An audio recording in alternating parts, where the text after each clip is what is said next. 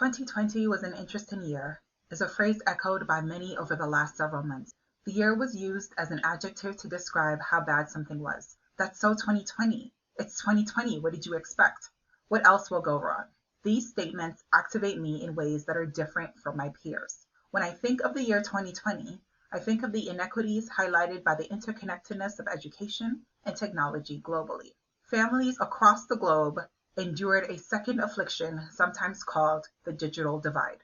The pandemic hit, and schools in the US began closing their doors and transitioned to remote learning. While this process was not without challenges, several actions facilitated a smooth transition. For remote learning to be successful, schools invested in portable digital devices for students who did not have them at home. In collaboration with school districts, internet providers made broadband internet service accessible to students while away from school. These partnerships made continuing in school a possibility and reality for students across the US. However, this was not the experience for our global neighbors. Technology has long been a resource we have taken for granted in the US and in many other countries. Students are now raised in households with multiple devices, broadband internet, and a wide range of streaming services. These luxuries have become the norm that we forget these tools didn't exist a couple decades ago. Encyclopedias and library visits were once the status quo for completing assignments. Fast forward 20 years, and few students have library cards.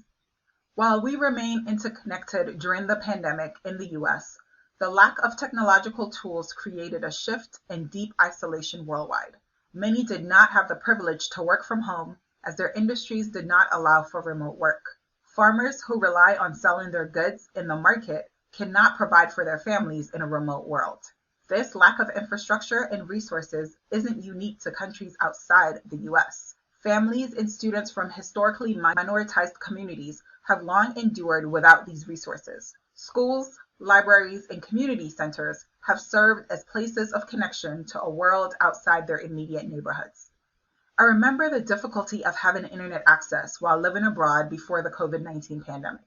I lived in Poland for some time, and while there, I longed for connection with my family. To do so, I had to have an international calling card or call via the internet using Skype. I didn't have internet access at home in my apartment. Therefore, my connection options were to buy internet credit and tether using my phone, or walk to my office to call my family. A similar experience occurred in Malawi, even further away from home.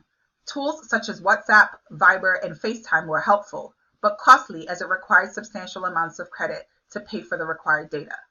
Unlimited internet access in my home was not a luxury I had. Nonetheless, my only concern while living away from home in a pre-pandemic world was family connection, not attending school, not going to the doctor, or purchasing food. The pandemic has shifted our use of technology globally, especially tools such as internet access, video conferencing, remote learning, and healthcare. Here in the US, we remain connected to our jobs, schools, family, and friends through Zoom calls, Google Hangouts, and other video conferencing means. At the same time, our neighbors across the globe had vastly different experiences. Many schools closed their doors. Why? Unlike the US, many countries lacked the infrastructure to roll out virtual learning and work for their citizens. Schools rarely had computers, and when they did, their employees, teachers, staff, and administrators did not have the personal devices to continue their remote work transition. Similarly, students did not have portable devices, and when they did, internet connectivity was limited. Technological inequities surfaced not as a byproduct of the pandemic, but as a contributing factor in the myriad of losses the year produced. One type of loss experience was learning loss. Learning loss typically occurs during the summer when students are out of school for several months with no academic skills and knowledge exposure. However, learning loss doesn't only occur in the summer months. For Black and Brown students residing in the US, learning loss frequently occurs when limited resources and infrastructure to support ongoing learning are absent. Examples of learning loss include ineffective or low-quality teaching, interrupted education, and school absences. The pandemic brought about a unique set of losses. The losses go beyond being physically present in school. The inadequate access to technology has impacted millions of students globally because they lost an entire school year. The following are example stories provided by the World Bank. Sutil, who lives in a remote village in West Kalimantan, Indonesia, has found educating his child during the COVID-19 pandemic to be a monumental challenge. As a farmer with a lack of electricity and no access to the internet or television, Sutil has found it challenging to help his child with his lessons. Once a week, teachers come to children's homes to help the children with their learning. However, in many cases, they have difficulty finding the children because they are out with their parents in the rice fields. Rosa is a school teacher in Bekasi, Indonesia.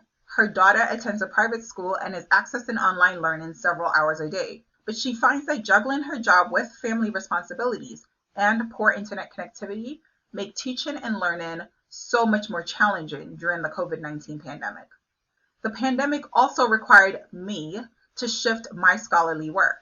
My work focuses on researching several sub-Saharan communities, and during the pandemic, I didn't have access to my Ugandan students nor partners due to school closures, countrywide curfews, and limited internet connectivity. To run a focus group with school-aged children, I had to choose between foregoing the focus groups or gathering groups of students together in one room to share one computer in the middle of a pandemic.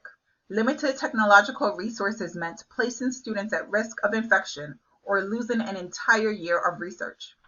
Many schools have now reopened across the globe, yet many students have not returned to school.